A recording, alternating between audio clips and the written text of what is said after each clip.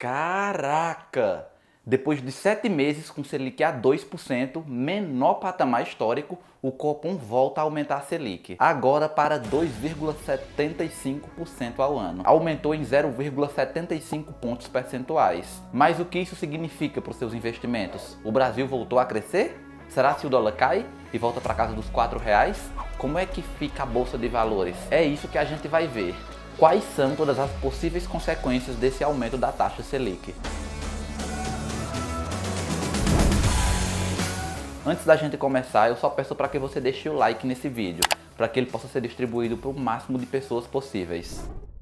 Eu acho que primeiro é importantíssimo você saber que não tinha como o Copom manter a taxa Selic em 2% por muito tempo. Aliás, todo esse tempo que a taxa Selic esteve em 2% foi de maneira artificial. E por que eu digo isso? O Brasil é um país emergente, que se encontra em recessão desde 2014, acumulando um déficit em cima do outro, com as contas públicas totalmente fora de controle e com uma dívida enorme, o que gera muita desconfiança e um alto risco para o investidor estrangeiro. Então, como um país numa situação dessas vai ter juros a 2%? Isso espanta completamente o investidor lá de fora, tanto que em 2020 o Brasil teve a maior evasão de dólares de todos os tempos, justamente pelo risco-retorno no Brasil não está alinhado. Quem em sã consciência iria investir no Brasil com juros a 2% correndo todo esse risco? Você emprestaria seu dinheiro a alguém, sabendo que tem uma pequena chance daquela pessoa não te pagar? Não, né? Agora, se essa pessoa te oferece juros altíssimos e você sabe que a chance dela não te pagar é pequena, aí você vai avaliar se vale a pena ou não correr esse risco. E foi exatamente nessa situação que o investidor estrangeiro se viu. Infelizmente, ele notou que o risco-retorno não valia a pena.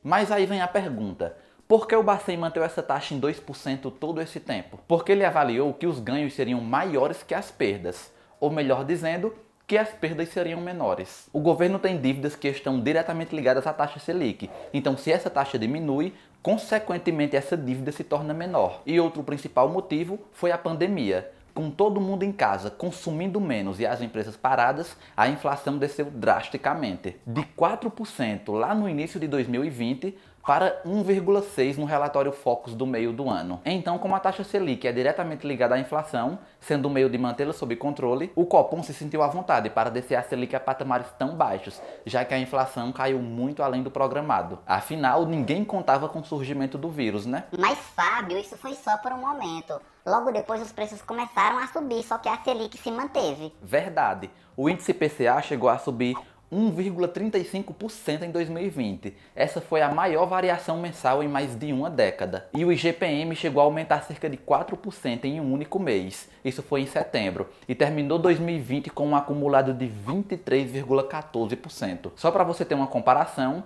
em 2019 o IGPM fechou em um pouco mais de 7%. Isso dá uma alta de mais de 200% em um ano.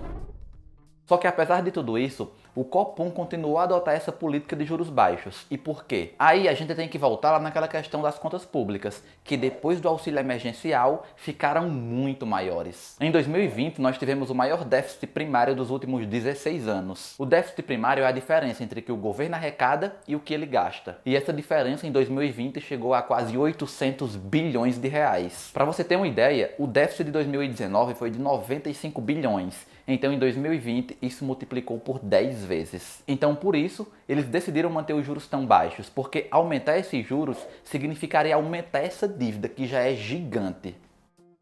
A dívida pública não para de crescer e, percentualmente, ela está cada vez mais próxima a 100% do PIB. E para países emergentes, esse percentual é altíssimo. Em países emergentes, ele costuma ficar em torno de 60%. Só que, do mesmo jeito que diminuir essa taxa foi a solução, agora se torna parte do problema, porque a maior parte dessa dívida está atrelada à taxa Selic. E o governo tem uma penca de títulos para vencer, é uma grande conta a pagar. Então aumentar a Selic significa aumentar essa dívida. Isso responde àquela pergunta de por que os juros se manterão tão baixos por tanto tempo. Só que nos leva a outra: por que ele não faz o que sempre fez? Vender mais títulos para pagar os títulos que estão para vencer, já que a nossa dívida é em moeda interna, o que é muito bom, graças a Deus. Sabe por quê?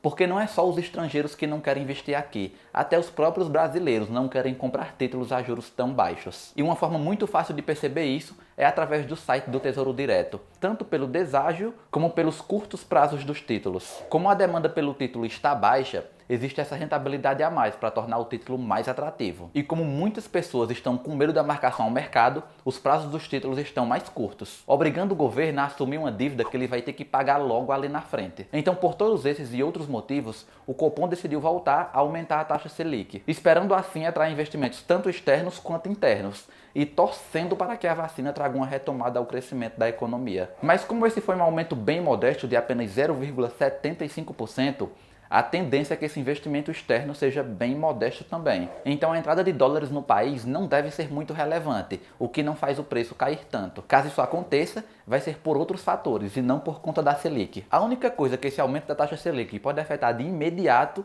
é a questão dos fundos imobiliários, já que alguns setores, como os de shoppings e hotéis, foram muito afetados pela crise. E com juros reais maiores e tecnicamente menos riscos, as pessoas podem voltar para a renda fixa. Só que aí a gente também tem as ações, e a elevação dessa taxa aumenta imediatamente a dívida das empresas listadas na bolsa. Só que, apesar do aumento da taxa Selic impactar diretamente no aumento dessa dívida dessas empresas, que assim como o governo também estão atreladas à Selic, acredito que isso não irá se refletir diretamente nos preços das ações. Até porque a inflação não é boa para ninguém e o mercado sabe disso. E ela está aí, batendo na porta. A inflação em fevereiro veio acima da expectativa de mercado, surpreendendo e fechando em 0,86% no IPCA, o que faz com que em 12 meses ela ultrapasse os 5%. E eu tenho certeza, isso começou a assustar o Banco Central. As intervenções do Bacen no mercado de câmbio semana passada faz transparecer que eles mudaram de postura. E realmente, o adequado de um país é que a taxa de juros Selic seja maior do que a inflação, o que permite uma taxa de juros real positiva. E sempre foi assim aqui no Brasil,